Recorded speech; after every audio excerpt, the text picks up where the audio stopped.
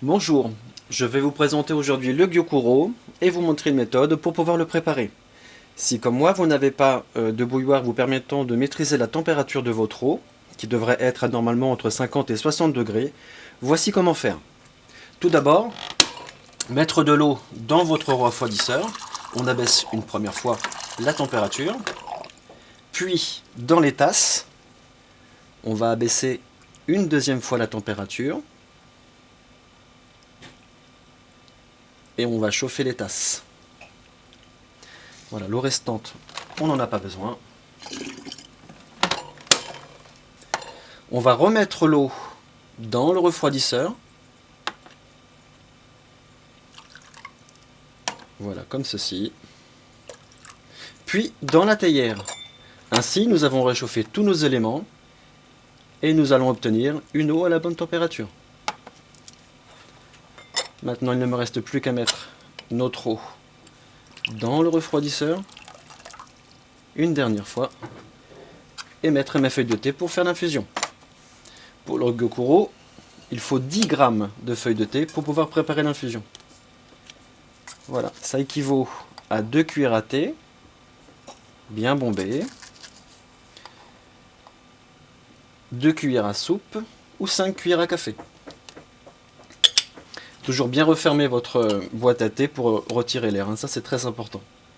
Voilà, les feuilles sont dans la théière, je prends mon eau et je la verse délicatement dans la théière. On laisse infuser environ 2 minutes, 2 minutes 30.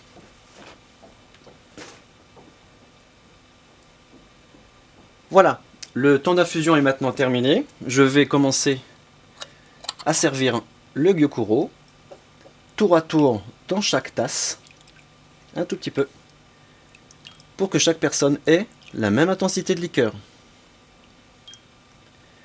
Le nom du Gyokuro, en japonais, est une signification un petit peu poétique, perle de rosée. Voilà, puisque les dernières gouttes sont les gouttes les plus importantes. Ce sont elles qui seront le plus chargées en éléments et en huile essentielle. Très concentré. Voilà, c'est très important. Les dernières gouttes. À savoir que le Gyokuro, qui est un thé exclusif de première récolte, on peut en faire une deuxième, voire une troisième infusion. La deuxième et la troisième infusion se fera avec une eau un peu plus chaude. Par contre, le temps d'infusion sera de quelques secondes. À peu près 30 secondes, ça suffit largement. Au Japon, après avoir fait les 3 infusions, il est de coutume d'utiliser une petite sauce que l'on appelle sujoyu. Voilà, je ne devrais pas me tromper dans la prononciation. Donc sujoyu, qui est un mélange en fait de vinaigre de riz et de sauce soja. Communément, dans les boutiques japonaises, les épiceries fines, on peut le trouver sous le nom de ponzu, qui est ce mélange-là, auquel on a ajouté du jus de citron, un citron japonais qu'on appelle yuzu. Donc on met cette petite sauce directement dans les feuilles de thé, on mélange un petit peu, et ensuite on peut les manger. Voilà, bonne dégustation.